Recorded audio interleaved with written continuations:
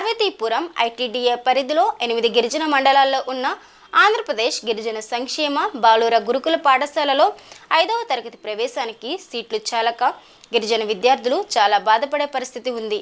కొమరారం మండల కేంద్రంలో ఉన్న బాలుర గిరిజన సంక్షేమ గురుకుల పాఠశాలలో ఇంటర్మీడియట్ ప్రవేశానికి సీట్లు ఇచ్చి అప్గ్రేడ్ చేస్తామని గతంలో అధికారులు చెప్పినప్పుడు కూడా ఈ దిశగా ఇంటర్మీడియట్ ఇక్కడ నేటికి ప్రారంభించిన పరిస్థితి ఉంది అని, ఖాళీ బిల్డింగ్లు అలాగే వసతి ఉన్నప్పటికీ కూడా ఇంటర్మీడియట్ అప్గ్రేడ్ చేయకపోవడంతో 10th పాస్ అయిన గిరిజన విద్యార్థులకి చాలా అన్యాయం జరిగే పరిస్థితి ఉందని వెంటనే గిరిజన సంక్షేమ శాఖ మంత్రి సంధ్యారాణి మేడం మరియు కురపం నియోజకవర్గ ఎమ్మెల్యే తోయక జగదీశ్వరి మేడం స్పందించి కొమరాడ మండల కేంద్రంలో ఉన్న ఆంధ్రప్రదేశ్ గిరిజన సంక్షేమ గురుకుల పాఠశాలలో 5వ తరగతి ప్రవేశానికి గాను 80 నుండి 120 సీట్లను పెంచాలని డిమాండ్ చేశారు.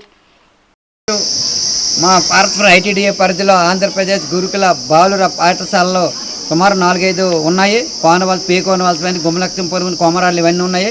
వీటికి సంబంధించి 4వ తరగతి నుండి 5వ తరగతికి ఈ స్కూల్లో జాయిన్ అవ్వడానికి కేవలం 80 మంది మాత్రమే విద్యార్థులకి అవకాశం ఉంది. అయితే గిరిజన ప్రాంతాల్లో, మారుమూల ప్రాంతాల్లో ఉన్న గిరిజన విద్యార్థుల సౌకర్యం కోసం 120 మంది వరకు, 80 నుండి 120, 40 మంది పెంచి 120 మంది వరకు 4వ తరగతి 5వ తరగతికి జాయిన్ చేసే వరకు అవకాశం కల్పిస్తే చాలా మంచిది తెలియజేస్తాను. మన పార్వతీపురం మండలంలో గిరిజన సంక్షేమ మంత్రివర్యులు సంధ్యారాణి మేడం గారు ఉన్నారు. కాబట్టి ఇక్కడ మన కొరప నియోజకవర్గంలో కూడా ఎమ్మెల్యే గారు ఉన్నారు. వీళ్ళందరూ కూడా ఆలోచించి మన గిరిజన విద్యార్థులకి మెరుగైన వైద్యం అందించే విధంగా 4వ తరగతి నుండి 5వ తరగతికి గిరిజన బాలుర ఆశ్రమ పాఠశాలలో 120 వరకు సీట్లు వచ్చేదాకా అవకాశం ఇవ్వాలని చెప్పి కోరుతున్నాను. అదే దిశగా ఇప్పుడు ఏదైతే మన కొమరాడ బాలుర పాఠశాల ఉందో అక్కడ 10th క్లాస్ పాస్ అయిన వాళ్ళకి కూడా ఇంటర్మీడియట్ అయ్యే విధంగా అప్డేట్ చేస్తే మంచిది. ఇక్కడ బిల్డింగ్ కూడా ఉన్నాయి, అన్నీ ఉన్నాయి కదా, అన్ని సదుపాయాలు ఉన్నప్పుడు కూడా ఇక్కడ 10th ఇంటర్మీడియట్కి కూడా అవకాశం లేకపోవడం ఇటు ఇంటర్మీడియట్కి అవకాశం కల్పించాలి.